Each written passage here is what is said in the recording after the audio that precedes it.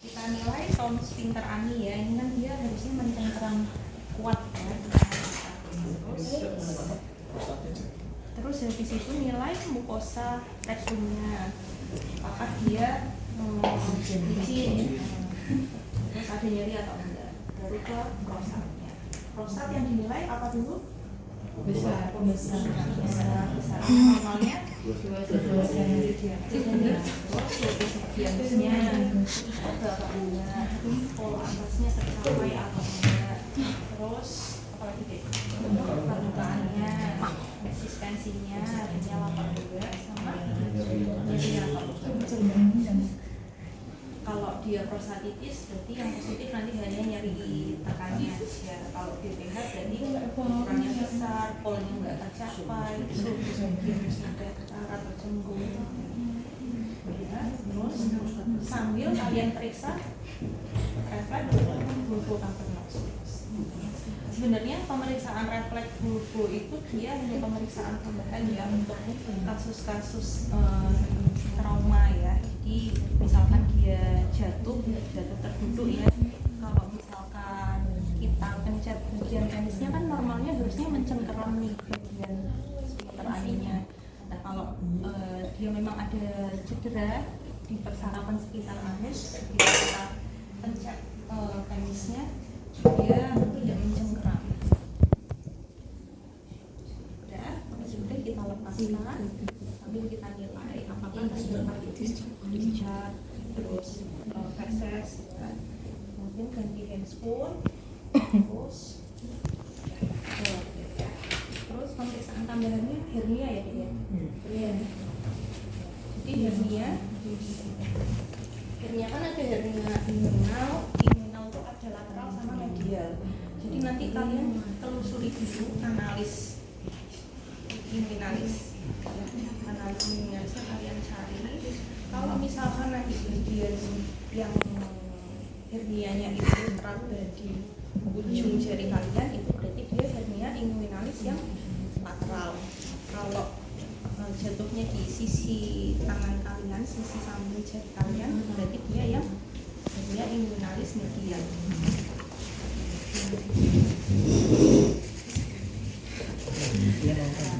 Jadi nanti tergantung yang hernia di sebelah kanan apa sebelah kiri. Kalian telusuri aja analisnya.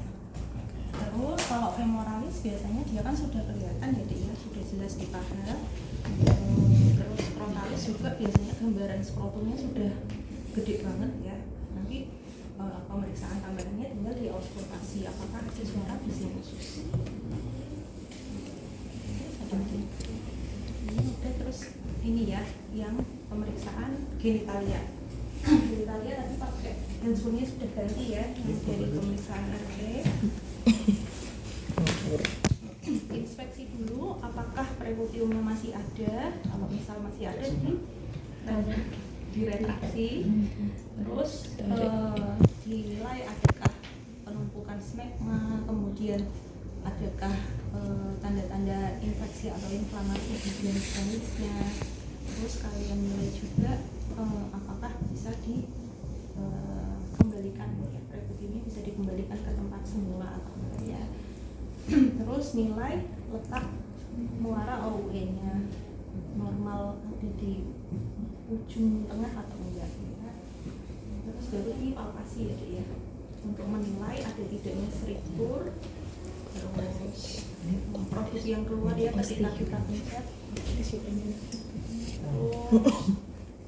nyeri atau enggak.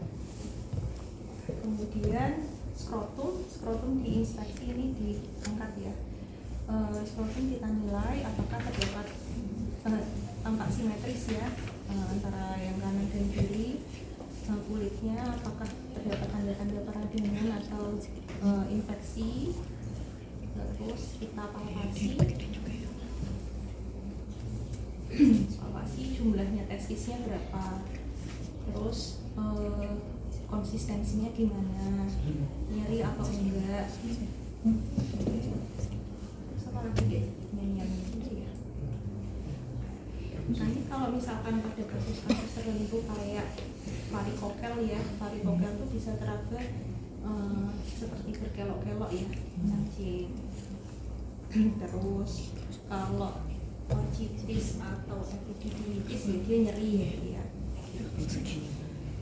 Terus nanti pemeriksaan tambahannya kalau misalkan pada kasus nyeri pada skrotum kan DD-nya ada 2, bisa epididymitis atau torsiotestis. Kalau torsio konfirmasinya pakai pemeriksaan Frankstein sama refleks remaster ya. Frankstein itu kan kita angkat skrotumnya, jadi kalau misalkan dia nyerinya berkurang berarti epididymitis. Kalau nggak berkurang torsio. Terus kita lakukan pemeriksaan refleks remaster ya, jadi kalian gores aja di bagian paha dalam pasien. Normalnya kan dia harusnya ikut naik ya, misal kalian goresnya di sebelah kanan berarti nanti naik di sini yang kiri naik. Nah kalau torsio dia nggak naik, jadi dia refleksnya negatif. Ada yang mau ditanyakan dulu? Oh sama laparoskopi. Laparoskopi nanti udah di skrotumnya, kalian ngintip dari pipanya. Kalau pada kasus hidrokel dia ada cahaya berkedap. Cahaya apa? Jadi terang warna skrotumnya. Itu normalnya itu terang apa emang gelap ya? Gelap. Kan itu dia terang karena berisi cairan ya. Buku ada. Sih ada. Nah ini. Oh kalau terang itu ada cairan. Ini ada cairan. Ih. Tadi buat lihat posisi dia di atas ya. Ini ya. Ini kan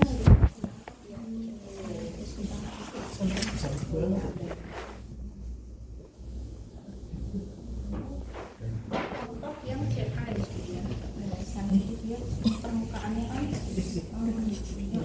tidak rata ya, terus konsistensinya keras, pasti ya CA mudah berdarah ya kalau CA. Biasanya di mana? Itu enggak, biasanya itu di mana dokter? Terdapat di mana? Di prostat. Oh di prostat. Ini CA prostat. Oh berarti gedenya segitu kira-kira. Bisa lebih kecil sih. Bisa seukuran prostat dia yang seharusnya bisa lebih kecil. Oh berarti itu tuh prostatnya yang di dalam prostat. Kan prostat normal kan nggak ada ininya ya, kan nggak gini kan prostat normal. Nah ini yang sudah keganasan. Kalau ini tumor tapi kita kan belum tahu ini jinak atau ganas ya, harus di PA.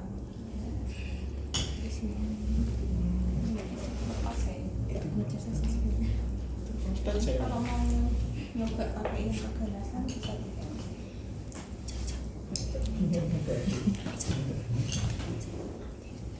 biasanya kalau di OSI itu apa tuh? Biasanya pakai yang BPH.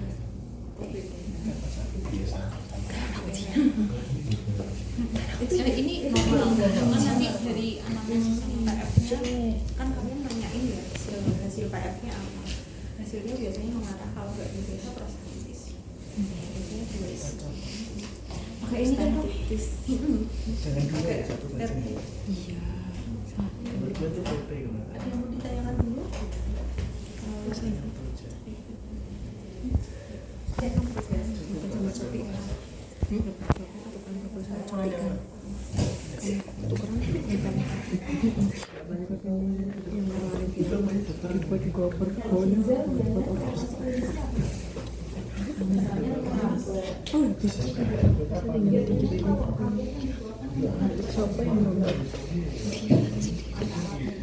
Jadi kamu pasti sengaja kan habis libur pakai aja.